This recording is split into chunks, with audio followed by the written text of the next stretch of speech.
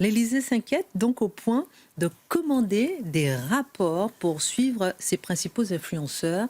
Qu'en est-il vraiment? C'est France Info qui l'annonce. Oui, Christine, il y a des sujets qui soudain semblent mériter une attention toute particulière. Alors, vous le savez, en ce moment, il y a une crise politique et sécuritaire majeure dans le pays, plus de 1000 agressions gratuites par jour, 120 attaques au couteau, des attentats terroristes commis par des clandestins sous OQTF. Mais pour Emmanuel Macron, l'urgence, elle semble ailleurs. Alors, selon France Info, vous le disiez, l'Élysée a jugé bon de mandater des experts pour observer un phénomène qui prend de l'ampleur sur les réseaux sociaux depuis quelques semaines: la montée des idées libertariennes. Alors rien que ça, hein. Voilà donc que ces analystes s'attellent à décrypter les discours. Donc on va se retrouver dans certains comptes Twitter comme celui de Bouli ou encore comme ceux du Parti millériste français qui inquiètent donc l'Élysée. Alors selon France Info, ces notes, elles ont été commandées à plusieurs sociétés de conseil. Encore elles, on pensait qu'ils avaient arrêté de faire appel à leurs services. Donc ce qui préoccupe au sommet de l'État aujourd'hui, ce n'est visiblement pas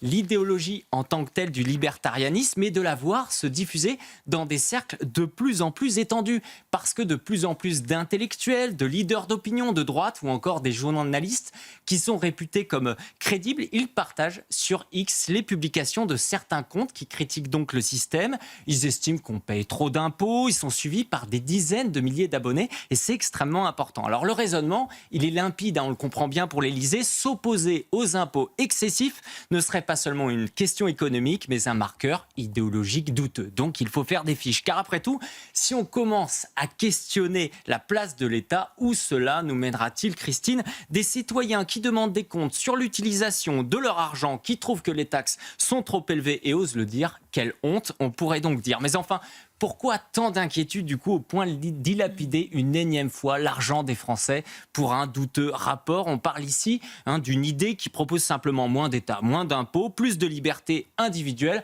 Rien de bien révolutionnaire, on pourrait dire. Juste une philosophie qui part du principe que peut-être après tout, l'État n'est pas la solution à tous les problèmes, mais en ce moment peut-être que c'en est plutôt la cause.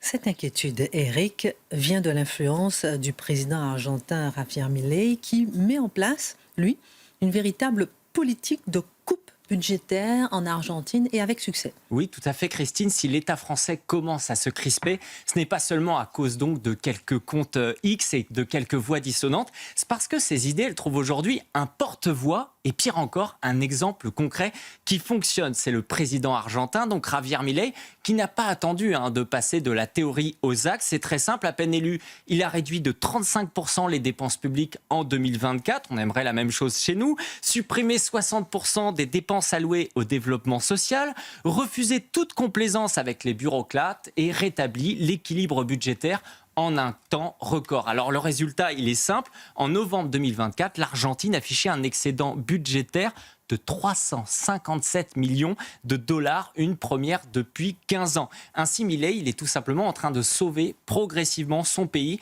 qui était autrefois l'un des plus riches d'Amérique du Sud, mais qui a sombré en grande partie en raison du péronisme, c'est-à-dire une économie interventionniste qui a fait exploser l'inflation, les dépenses publiques et la dette. Alors, dans le même temps, pendant ce temps, notre dette publique à nous, en France, est très simple. 3 300 milliards d'euros au troisième trimestre 2024, soit 113,7% du PIB. Nos dépenses publiques, elles pèsent 57,3% du PIB. C'est un record. Là-dessus, on est pour le coup, en règle générale, les numéros 1 parmi les pays développés. Et les impôts, évidemment, ils écrasent aujourd'hui les travailleurs, les classes moyennes, les entreprises. Et en retour, l'État, qu'est-ce qu'il fait? Eh bien, il multiplie les restrictions, les normes, les surveillances. Alors, où va tout cet argent? En tout cas, qu'est-ce que disent justement ces différents comptes jugés libertariens par le pouvoir? C'est que tout ça va dans un appareil administratif qui est pléthorique, dans des subventions clientélistes et dans des dépenses sociales non méprisées. Alors, on va prendre rien qu'un exemple pour s'amuser un petit peu. C'est le cas du CNC qui gaspille de l'argent public pour mettre en chantier, par exemple, le film